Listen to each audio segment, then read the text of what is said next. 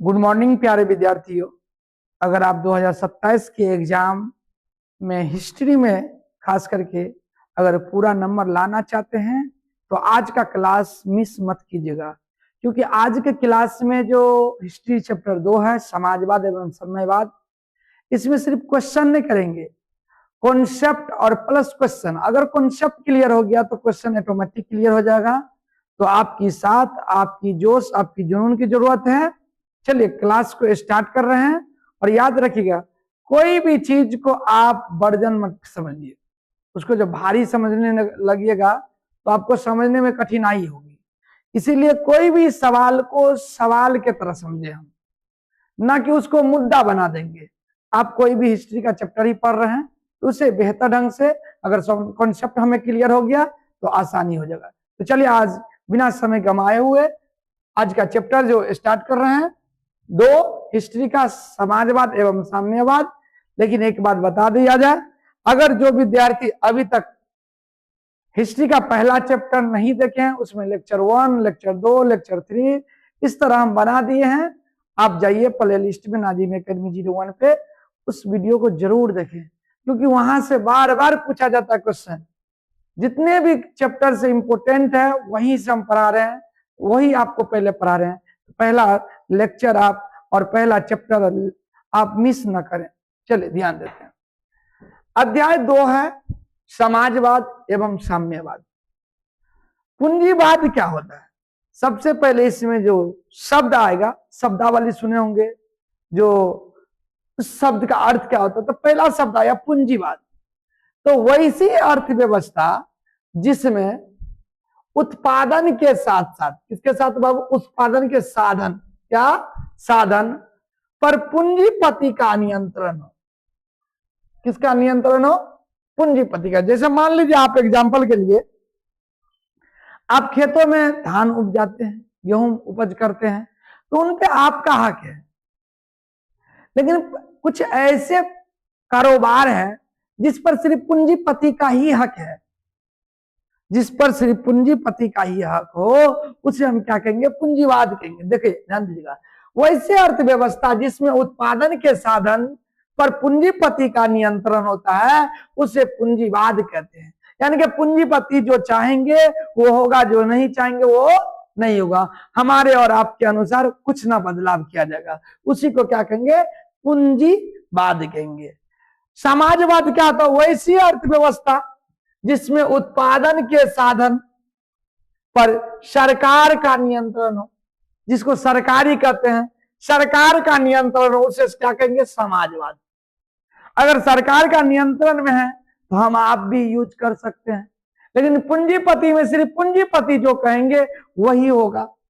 तो इसीलिए ध्यान रखिएगा, आपसे पूछ देगा पूंजीवाद एवं समाजवाद में क्या अंतर है, तो दोनों को परिभाषा ही लिख दीजिएगा। अब आते हैं बाबू समाजवाद, सामूहिक स्वामित्व। सामूहिक का मतलब क्या हुआ? सबों का स्वामित्व होता है, सब उस पे राज कर सकते, सब बोल सकते हैं, सब अपनी बात रख सकते हैं। सामूहिक स्वामित्व या धन के समान वितरण पर जोर देता है। क्या करता बाबू? धन के समान वितरण पर हम जोर दे देते हैं। समाजवाद शोषण उन्मुक्त समाज का स्थापना चाहता है।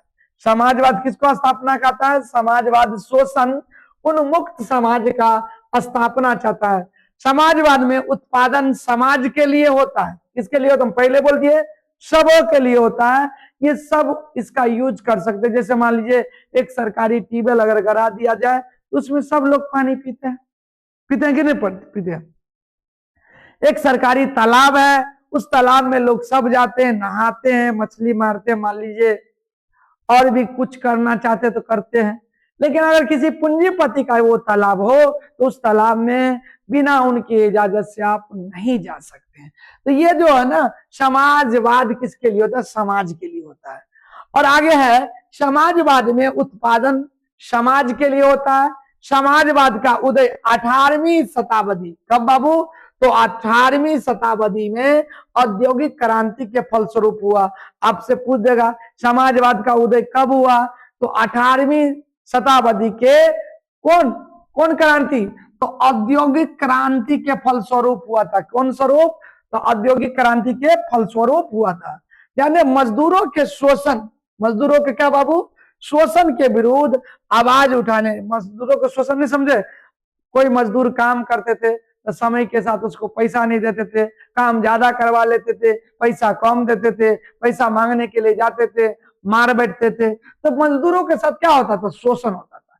तो उस शोषण को रोकने के लिए आवाज उठाया गया। क्या गया? शोषण के विरुद्ध आवाज उठाने तथा वर्ग के विहीन समाज के स्थापना करने में समाजवादी विचारधाराओं ने अग्रणी भूमिका अदा की, यानी कि अहम भूमिका अदा की। बाबू क्या की? तो अहम भूमिका अदा की। अब चलते हैं इसमें, आप तो समाजवाद और साम्यवाद भी देख लीजिए। वैसी अर्थव्यवस्था जिसमें समाज के सभी लोगों का समान रूप से अधिकार हो। देखिए अभी समाजवाद पढ़े थे, उसमें क्या था? सरकार का अधिकार। हाँ, और सरकारी काम में जो है ना हम ये है यूज कर लेते, ये अलग बात है। लेकिन ये साम्यवाद केवल समाज के लिए ही बना है। क्या कहता है बाबू? वैसी अर्थव्यवस्था जिसमें समाज के सभी लोगों का समान रूप से अधिकार होता है और उसे समाजवाद कहा जाता है। उसे क्या कहा जाता है बाबू? समाजवाद कहते हैं, साम्यवाद कहते हैं। फिर से समझ लीजिए, वैसी अर्थव्यवस्था जिसमें समाज के सभी लोगों का समान रूप से अधिकार हो, यानी कि समझो वैसी अर्थव्यवस्था जिसमें समाज के जितने भी लोग हैं सभी लोगों को समान अधिकार हो, समान हक हो, तो उसे हम क्या कहेंगे? साम्यवाद कहेंगे। अब आते हैं औद्योगिक क्रांति के बाद आर्थिक दृष्टि से समाज को दो वर्गों में बांट दिया गया। दो वर्गों में कितने विभाजित कर दिया गया? ध्यान रखिएगा, औद्योगिक क्रांति के बाद आर्थिक दृष्टि से, मतलब समझे, औद्योगिक क्रांति हुई, औद्योगिक क्रांति के बाद देखा गया कि क्या आर्थिक स्थिति है, उस आर्थिक स्थिति के अनुसार उसको बंटवारा कर दिया गया। उससे क्या कर दिया गया? बंटवारा कर दिया। कितने वर्गों में? तो दो वर्गों में। चल, एक है पूंजीवादी वर्ग और दूसरा श्रमिक वर्ग। पूंजीवादी वर्ग क्या होता है? जो पूंजीपति रहते हैं उनके अंतर्गत। और श्रमिक वर्ग मजदूर वर्ग। कौन सा वर्ग? तो मजदूर वर्ग। अब समाजवाद के तो याद रहेगा आप लोग को, कहेगा कि बताइए कि समाज को दो वर्गों में बांटा गया था, वो कौन कौन सा वर्ग है? तो पहला वर्ग पूंजीवादी वर्ग है, दूसरा श्रमिक वर्ग। श्रमिक वर्ग नहीं याद रहेगा तो ध्यान रखिएगा, मजदूर वर्ग। मजदूर वर्ग। किसी को कोई दिक्कत हो तो आप पूछ लीजिएगा। देखिए समाजवाद के प्रमुख विचारक, समाजवाद में भी कुछ विचारक थे, कुछ सोचने वाले थे। उनमें पहला का नाम आता है सेंट साइमन फेरियर, लुई ब्लाउ। तीसरा आता है रॉबर्ट ओवन, चौथा मार्क्स और क्या बाबू? एंगल्स। कहता आधुनिक समाजवाद का विभाजन दो चरणों में किया गया। एक और ध्यान दीजिएगा, एक पहला चरण क्या था? आधुनिक समाज, वहां पर क्या था? समाजवाद का विभाजन किया गया था। यहाँ क्या गया? आधुनिक समाज को विभाजन किया दो वर्गों में। पहला वर्ग क्या है बाबू? यूटोपियन समाजवाद, यूटोपियन समाजवाद। और अगला है, ध्यान दीजिएगा बाबू, अगला है वैज्ञानिक समाजवाद। कौन समाजवाद? तो वैज्ञानिक समाजवाद बाबू। चलिए, अब यूटोपियन समाजवाद क्या होता पहले ये ध्यान। कार्ल मार्क्स से कब बाबू? तो पूर्व के समाजवाद को यूटोपियन समाजवाद कहा जाता है। जो कार्ल मार्क्स से पहले जो हुआ था समाजवाद, उस समाजवाद को यूटोपियन समाजवाद कहते हैं। कोई दिक्कत? आपको अगर दिक्कत हो तो आप क्वेश्चन करेंगे, आपके हर एक क्वेश्चन को जवाब दिया जाएगा, आपके एक भी क्वेश्चन को नजरअंदाज ना किया जाएगा। अभी देखिए, ये नहीं समझिए कि एग्जाम बहुत देर है, 2027 में होगा। हम अभी से पर डे अगर मेहनत करेंगे तो याद रखिएगा, अगर हम अभी से मेहनत करेंगे तो एक रोज इतिहास पढ़ रहे हैं, अभी इतिहास रच भी देंगे एग्जाम हॉल में। तो बशर्ते आपको ध्यानपूर्वक पढ़ना है। और वैज्ञानिक समाजवाद क्या होता है? कार्ल मार्क्स का जो मृत्यु हुआ समझ लिए, या कार्ल मार्क्स के जो बाद के जो समाजवाद है उसे क्या कहेंगे? को वैज्ञानिक समाजवाद कहा जाता है। उसे क्या कहा जाता है बाबू? तो वैज्ञानिक समाजवाद कहा जाता है।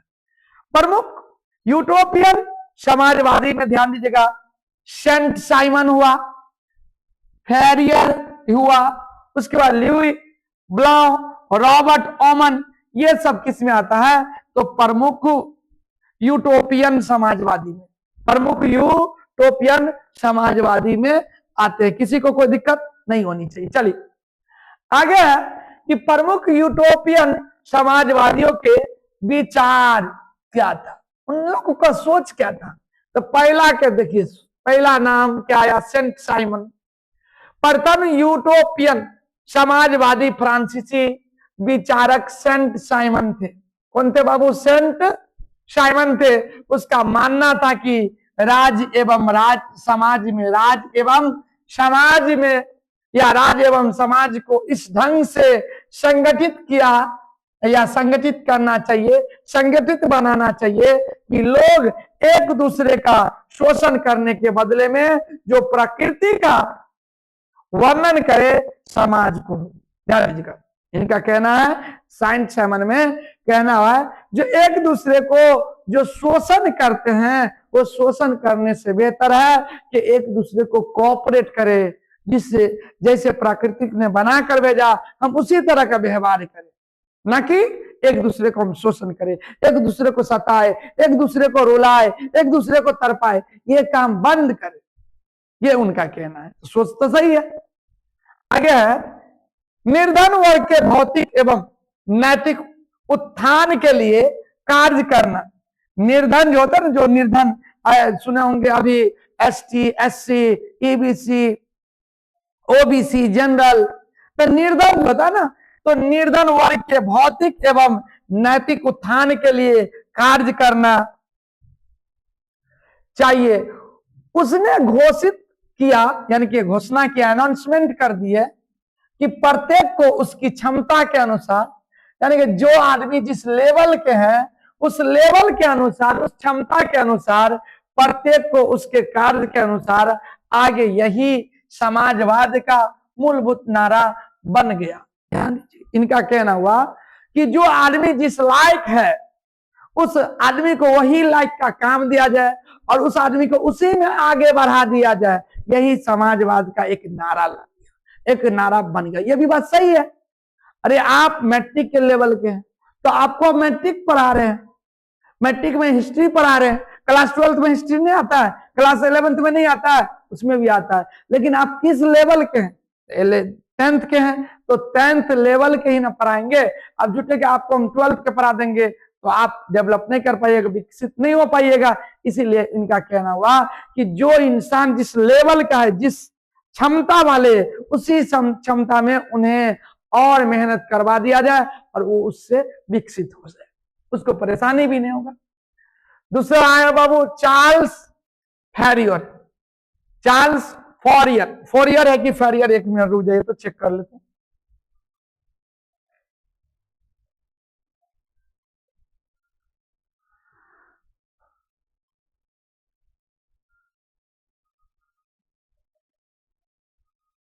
फैरियर होगा, फैरियर है बाबू, कोई चेक कर ले रहे हैं।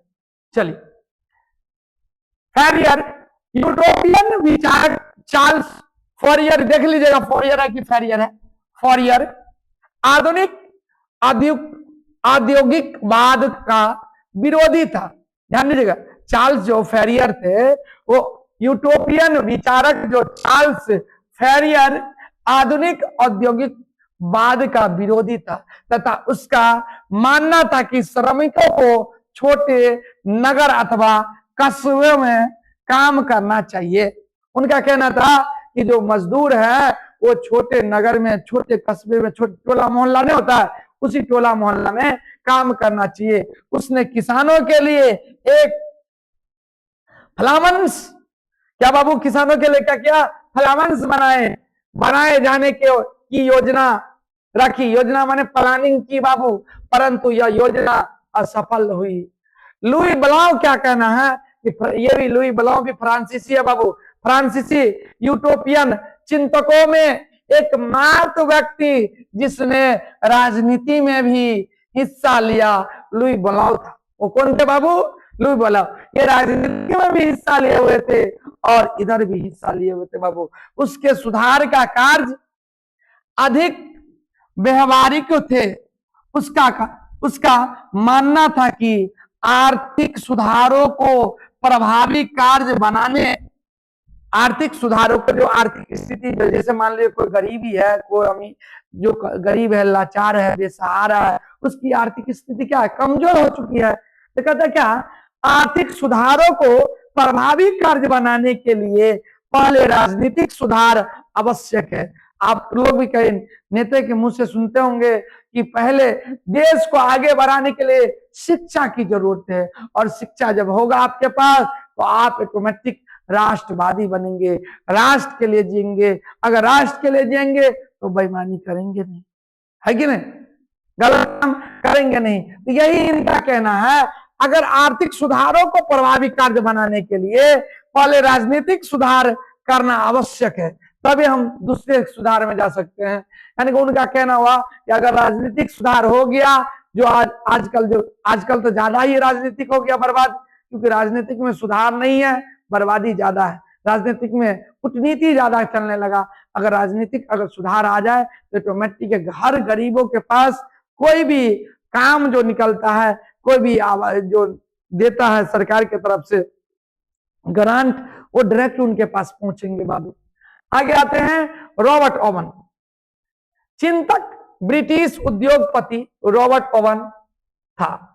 ध्यान दीजिएगा बाबू, चिंतक ब्रिटिश उद्योगपति रॉबर्ट ओवन, क्या बाबू, रॉबर्ट ओवन था। उसने स्कॉटलैंड के न्यू लुरनांक नामक स्थान पर एक फैक्ट्री की स्थापना की थी। इसी फैक्ट्री में उसमें श्रमिक माने मजदूर को अच्छी वैतनिक सुविधाएं प्रदान की गई, और फिर उसने ऐसा महसूस किया कि कम मुनाफा कम होने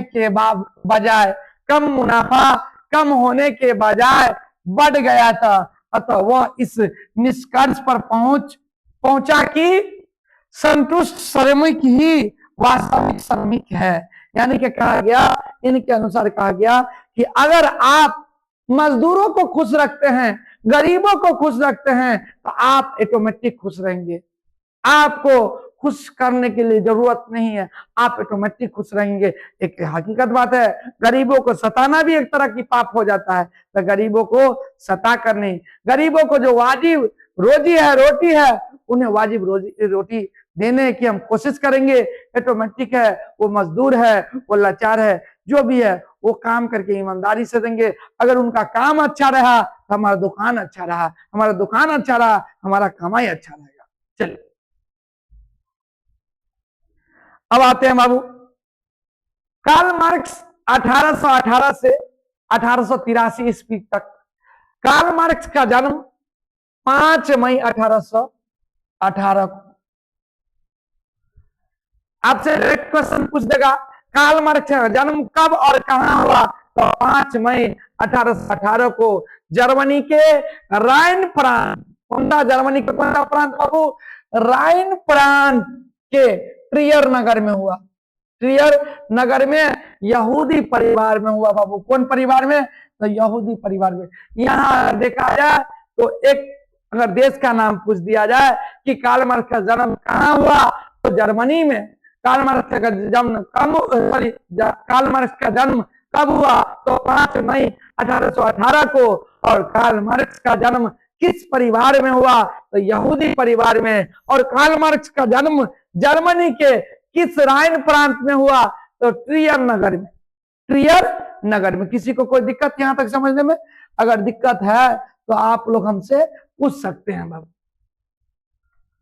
आगे ध्यान दीजिएगा, बाद में ईसाई धर्म ग्रहण कर लिए, यानी कि जो पैदा हुए थे कार्ल मार्क्स 5 मई 1818 को जर्मनी के राइन प्रांत ट्रियर, कौन सा बाबू, ट्रियर नगर में यहूदी परिवार में वो कार्ल मार्क्स बाद में क्या कर लिए, कौन सा धर्म को अपना लिए बाबू, तो ईसाई धर्म को अपना लिए। कौन सा धर्म को अपना लिए, तो ईसाई धर्म को अपना लिए। किसी को कोई दिक्कत है तो बोलिए, दिक्कत नहीं होनी चाहिए। चलिए अब आगे ध्यान दीजिएगा, कार्ल मार्क्स के पिता हेनरिक मार्क्स थे, यहां से भी ऑब्जेक्टिव उठेगा।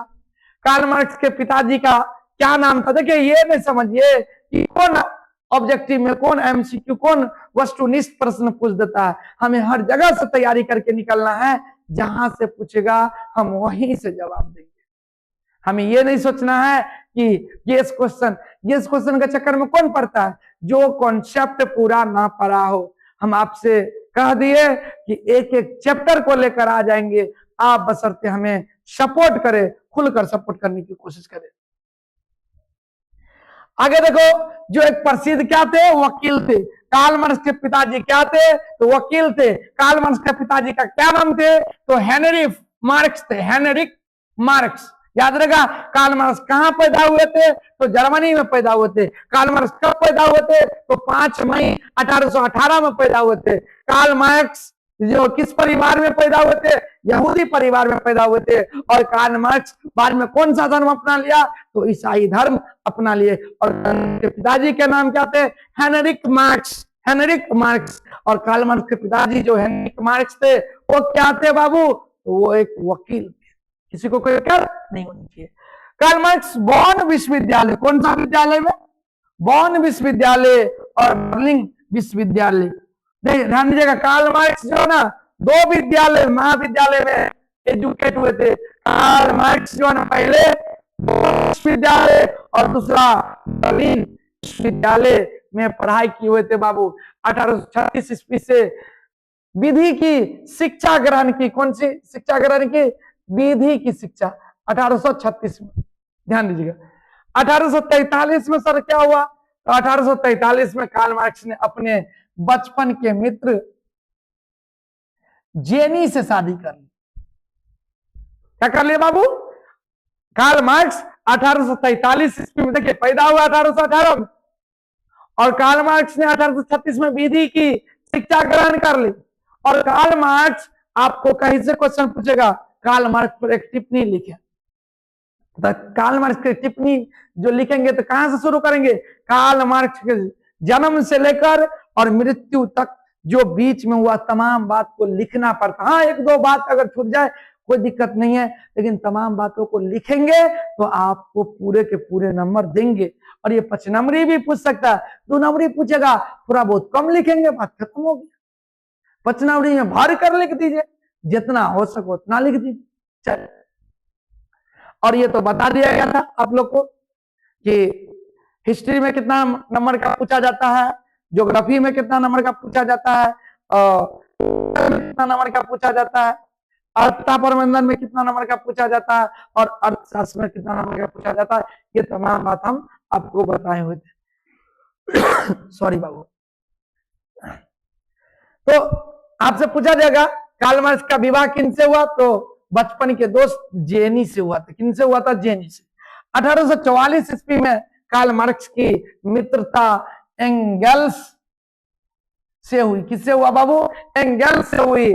और मार्क्स और एंगल्स 1848 में, जानिएगा मार्क्स और एंगल्स ने 1848 में समाजवादी घोषणा पत्र प्रकाशित किया। कौन बाबू, मार्क्स और एंगल, ये दोनों मिलकर 1848 ईस्वी में साम्यवादी घोषणा पत्र प्रकाशित किया। कार्ल मार्क्स को आधुनिक समाजवाद का जनक कहा जाता है। जनक माने समझो पिताजी। कार्ल मार्क्स को आधुनिक समाज का जनक कहा जाता है। किसका बाबू, फिर से सुन लीजिए, कार्ल मार्क्स को आधुनिक समाज का जनक कहा जाता है। तो आपसे पूछेगा क्वेश्चन उल्टा के, कार्ल मार्क्स को आधुनिक समाज का क्या कहा जाता है, तो जनक कहा जाता है, या आधुनिक समाज का जनक किसे कहा जाता है? कार्ल मार्क्स को कहा जाता है। या कार्ल मार्क्स को किसका जनक कहा जाता है? तो आधुनिक समाजवाद का जनक कहा जाता है।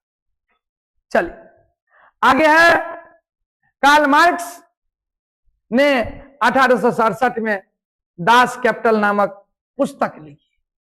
ध्यान रखिएगा बाबू, 1867 में लिखी। और कब लिखी? तो सॉरी, कौन सा पुस्तक लिखी? तो दास कैपिटल नामक पुस्तक। दास कैपिटल नामक पुस्तक बाबू, ये यहां से भी चलेगा बाबू। दास कैपिटल नामक पुस्तक किसने लिखी? तो कार्ल मार्क्स ने लिखी। कब लिखे? तो 1867 में लिखी, है ना। तो दास कैपिटल क्या है? पुस्तक है, पेपर है, या धार्मिक बुक है? पूछेगा तो बोलिएगा क्या? दास कैपिटल एक पुस्तक है। रचना जिसे समाजवादियों को बाइबिल कहा जाता है। क्या बाबू? क्या कहा जाता है बाबू? समाजवादियों का बाइबिल कहा जाता है। जैसे बाइबिल बुक होता है ना, उसी तरह समाजवादियों के लिए ये क्या प्रस्तुत हुआ? क्या वरदान साबित हुआ? वरदान में ये साबित हुआ कि ये एक बाइबिल है। ये एक क्या है बाबू? तो बाइबिल है जी। आगे है, मार्क्स के सिद्धांत कितने हैं? तो मार्क्स के सिद्धांत, इसको पढ़ा देने के बाद फिर मैं नेक्स्ट लेक्चर में मिलूंगा बाबू। और छोटे छोटे लेक्चर इसलिए देते हैं ताकि आप लोग को ज्यादा भारी ना पड़े। 2, 4, 5 ऐसे करके लेक्चर बना दिया करेंगे, छोटा छोटा वीडियो रहेगा। जब वक्त मिले आप उसे पढ़ लिया करें, लेकिन पढ़ा जरूर कीजिएगा। देखिए आपको अभी से पढ़ने से फायदा होगा, बेनिफिट होगा। ठीक, मार्क्स के सिद्धांत, पहला द्वंद्वात्मक भौतिकवाद का सिद्धांत, दूसरा क्या? वर्ग संघर्ष का सिद्धांत, और तीसरा इतिहास की भौतिकवादी व्याख्या। इतिहास के भौतिकवादी व्याख्या बाबू। और आगे जो है ध्यान दीजिएगा, मूल्य एवं अतिरिक्त मूल्य का सिद्धांत। मूल्य एवं अतिरिक्त मूल्य का सिद्धांत। और अगला है कि राजहीन वर्गहीन समाज की स्थापना। और ये इस तरह से 5 सिद्धांत हुआ। किनका बाबू? तो कार्ल मार्क्स के जो अपने सिद्धांत जो दिए थे, वो कितने सिद्धांत दिए थे? 5। कौन कौन? द्वंद्वात्मक भौतिकवाद का सिद्धांत, और दूसरा कौन दिए थे? वर्ग संघर्ष का सिद्धांत, और तीसरा जो उसने दिए थे सिद्धांत, वो इतिहास की भौतिकवादी व्याख्या की सिद्धांत, और चौथा जो दिए थे मूल एवं अतिरिक्त मूल का सिद्धांत। मूल एवं अतिरिक्त मूल का सिद्धांत, और राजवाही वर्गहीन समाज की स्थापना का सिद्धांत। तो आज के लिए इतना ही रहने दीजिए। और आप लोग अगर हिस्ट्री का पहला वीडियो नहीं देखे हैं, पहला चैप्टर का वीडियो नहीं देखे हैं, तो अभी जाइए नाजिम एकेडमी 01 पे, वहां पे प्ले लिस्ट बना होगा। एक एक वीडियो को देखिए। त्रिकोणमिति भी दे दिया गया मैथ का। आपको हर वीडियो को डेली बाय डेली अपलोड किया जाता है। एक सुबह एक शाम, एक सुबह 5 बजे, एक शाम में 5 बजे। ये 2 टाइम फिक्स किया गया है, दोनों टाइम में वीडियो जाता है। आप लोग जाकर जरूर देखिए। आज के लिए इतना ही, धन्यवाद।